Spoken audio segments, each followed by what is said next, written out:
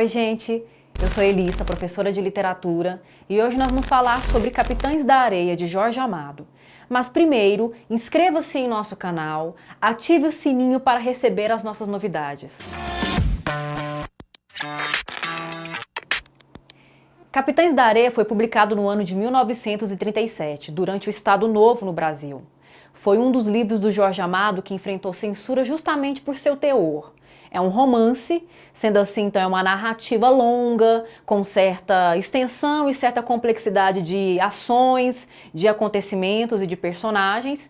E o seu teor que incomodou a ditadura do Estado Novo foi justamente o seu caráter social, o seu tom de denúncia das desigualdades, porque é um romance que se passa na cidade de Salvador e explora com muito cuidado e com muita sensibilidade as contradições entre cidade alta e cidade baixa, evidenciando as diferenças, as injustiças, as discrepâncias sociais no início do século XX naquela cidade.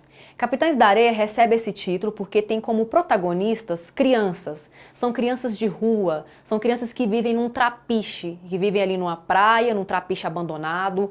Várias crianças, um grupo gigantesco de crianças que praticam vandalismo, que cometem diversos crimes como roubo, como assalto, algumas até cometem estupros. Então, a questão da violência urbana e da marginalidade que são praticadas, né, que são cometidas por essas crianças, é o tópico central desenvolvido pelo escritor.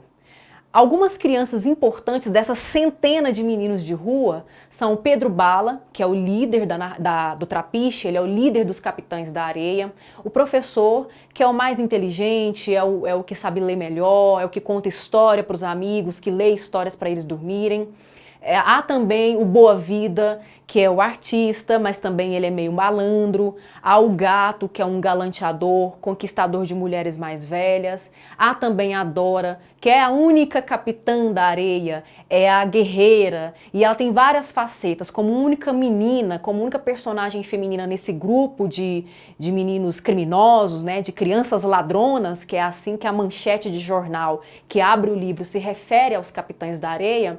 Ela tem várias facetas, é a única menina e ela tem a faceta de mãe, de irmã, de mulher. Alguns personagens também se apaixonam por ela, então ela vai transitando entre esses lugares. Há também o personagem Volta Seca, ele é responsável por fazer uma referência ao Lampião, ao Virgulino Lampião cangaceiro, porque ele fala que é afilhado, que o Lampião é padrinho dele, e ele deseja demais seguir, conhecer pessoalmente o Lampião, idolatra o Lampião. João Grande, que é marcado por sua força física, forte, mas também de grande coração. Pirulito, que é um personagem marcado por seu viés religioso, é muito devoto, gosta das coisas religiosas.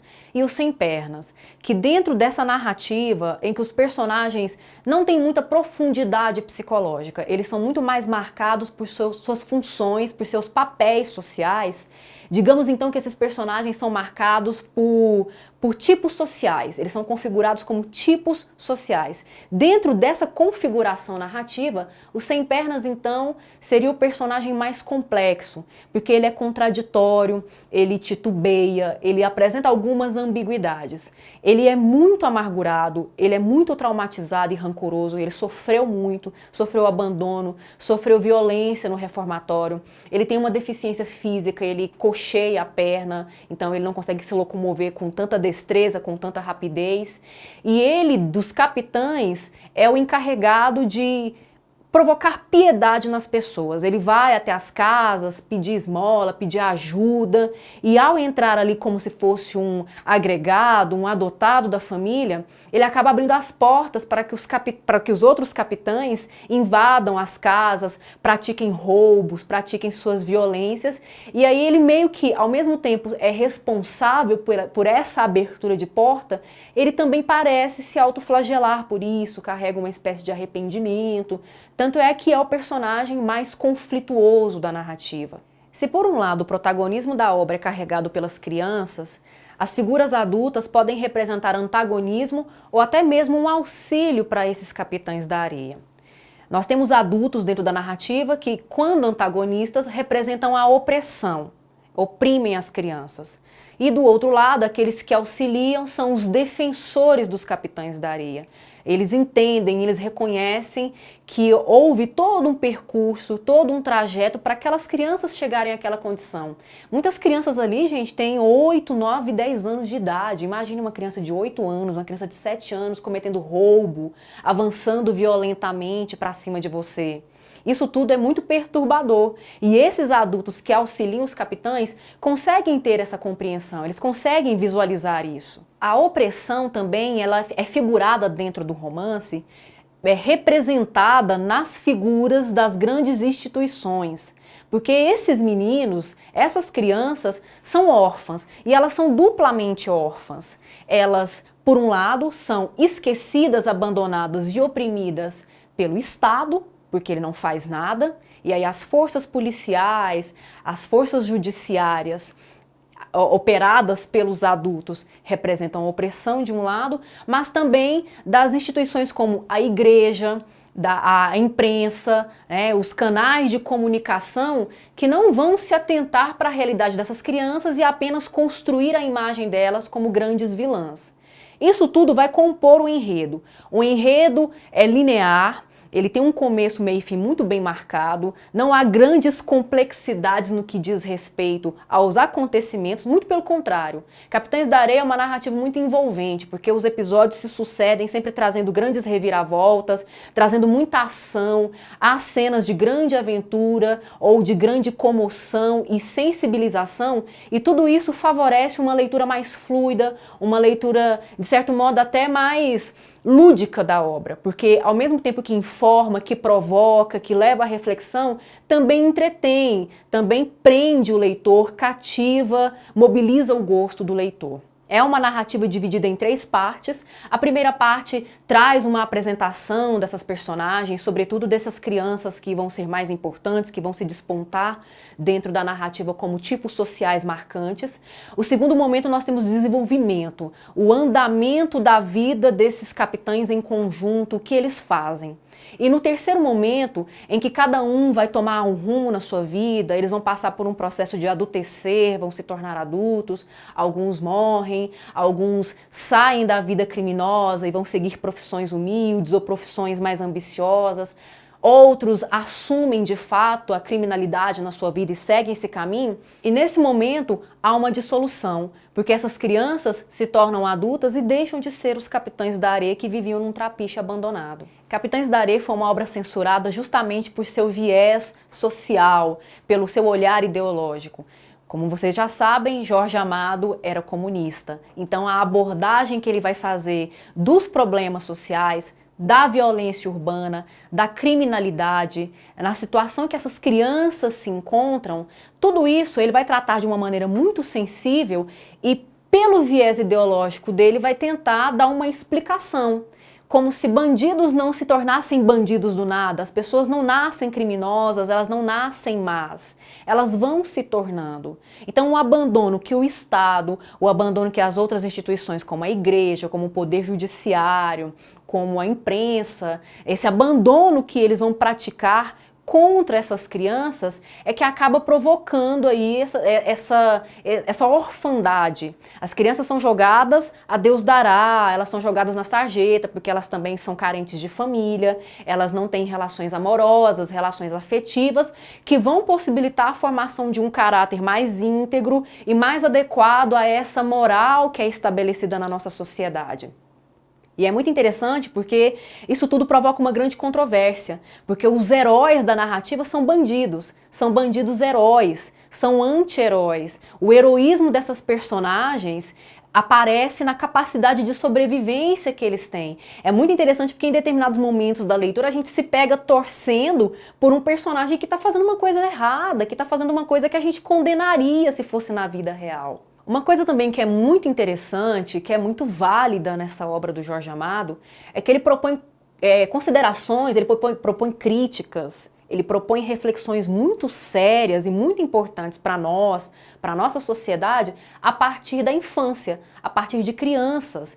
Os protagonistas são crianças, que normalmente são figuras, são personagens que não são tratadas com muita seriedade, não é dada muita relevância à voz da criança, justamente por sua pouca idade, por sua pouca experiência.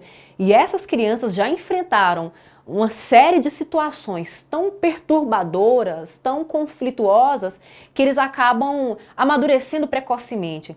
E é pelo ponto de vista dessas crianças que o Jorge Amado vai fazer uma crítica às desigualdades sociais, aos preconceitos, seja ele racismo, seja o preconceito de classe, né, essas diferenças, essas oposições entre as classes sociais e como o pobre é sempre mais jogado para a miséria, como a ideia de bem-estar social não alcança a todos nessa sociedade. Também vai fazer uma crítica à intolerância religiosa, ao autoritarismo, né, como os poderes do Estado vão tratar essas crianças, parecem fazer questão de deixar de lado o fato de que são crianças para operar grandes castigos. Desse modo, aparece outro elemento na obra que também acabou gerando muita discussão na época, né, e comprometeu seu teor aí em relação à censura, que é o maniqueísmo. O que é o maniqueísmo? É esse olhar filosófico que divide o mundo de uma maneira muito definitiva. É uma coisa de um lado e outra coisa do outro. O bem de um lado, o mal do outro. Nós temos o bem aqui e o mal não se mistura, não há ponto de contato, não há ambiguidade, não há contradição. Uma coisa está no seu lugar e a outra não se mistura. E dentro desse livro, o bem e o mal são bem representados justamente por essas classes sociais. Os adultos ricos que têm poder aquisitivo, poder de decisão, poder políticos, são representantes do mal, eles operam o mal.